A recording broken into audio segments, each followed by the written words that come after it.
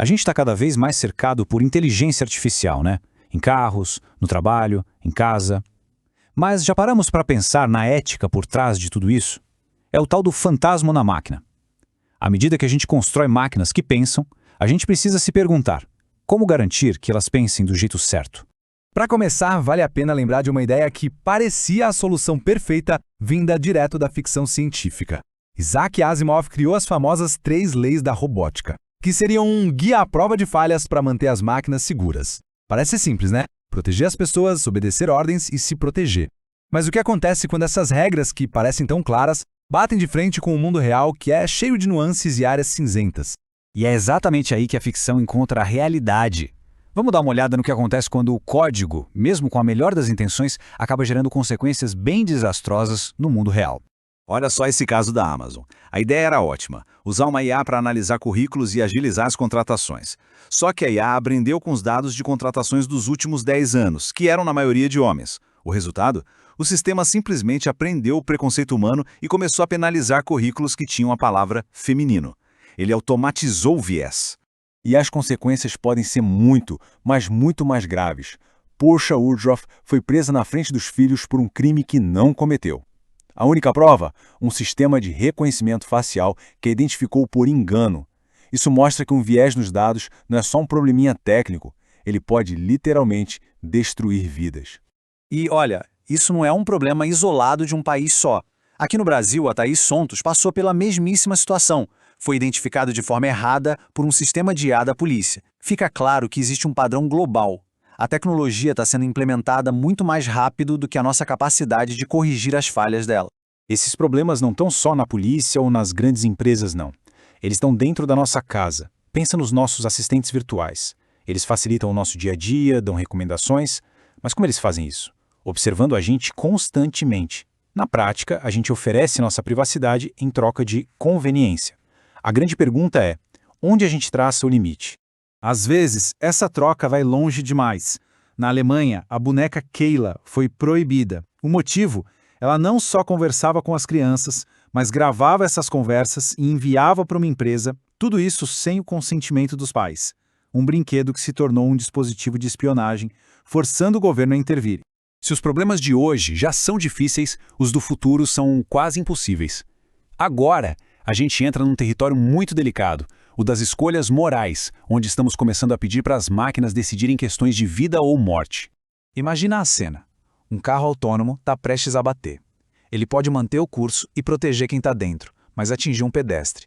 Ou pode desviar, salvando o pedestre, mas sacrificando quem comprou o carro. Como se programa uma máquina para fazer essa escolha? Qual vida vale mais? Pela primeira vez na história, temos que escrever a resposta para esse dilema em código. E enquanto a filosofia debate, o mercado já tem uma resposta bem direta. Um executivo da Mercedes-Benz afirmou que a empresa vai proteger seus motoristas sempre que possível. A lógica de negócios é simples: o carro protege quem o comprou. Uma solução pragmática, mas que ignora completamente a complexidade do dilema ético.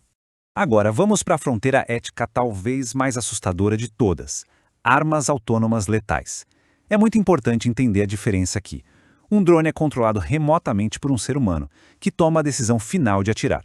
Essas novas armas, os robôs assassinos, tomam a decisão de matar por conta própria. Elas são programadas para caçar e eliminar alvos sem nenhuma intervenção humana no momento. A ameaça é tão real que cientistas de renome, como o saudoso Stephen Hawking, assinaram uma carta aberta pedindo a proibição total dessas armas. O medo não é só de um acidente, mas de uma nova corrida armamentista global, só que muito mais rápida e imprevisível, impulsionada por IA. O professor Toby Walsh resumiu o problema de forma perfeita. Temos que tomar uma decisão hoje, porque os diplomatas não trabalham muito rapidamente. É isso. A tecnologia avança em dias, enquanto a legislação leva anos. Estamos numa corrida contra o tempo para criar regras antes que a tecnologia se torne incontrolável. Diante de tantos desafios, a boa notícia é que a conversa está acontecendo.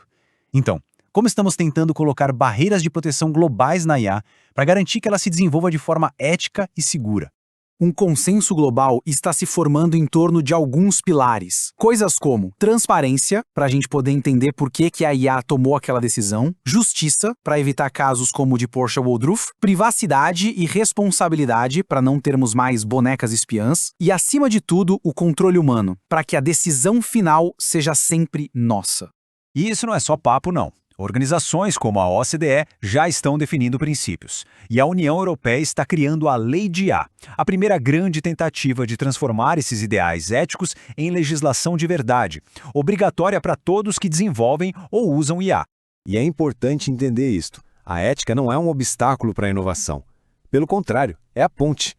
Sem confiança, as pessoas não vão usar carros autônomos, assistentes de IA ou sistemas de diagnóstico médico. Construir uma IA ética não é só a coisa certa a se fazer, é o único jeito de garantir que a tecnologia tenha um futuro de sucesso e que beneficie todo mundo. No fim das contas, o futuro com a inteligência artificial não é algo que simplesmente vai acontecer com a gente. Ele está sendo escrito agora, linha por linha de código. E cada linha reflete uma escolha sobre os valores que estamos ensinando a essas novas mentes. O que nos leva à pergunta mais importante de todas. Ao projetar essas mentes artificiais, a quem elas devem, em última análise, servir? Aos interesses de uma empresa, aos de um governo ou ao bem-estar da humanidade como um todo? A resposta que escolhermos definirá o nosso futuro digital. Obrigado pela companhia.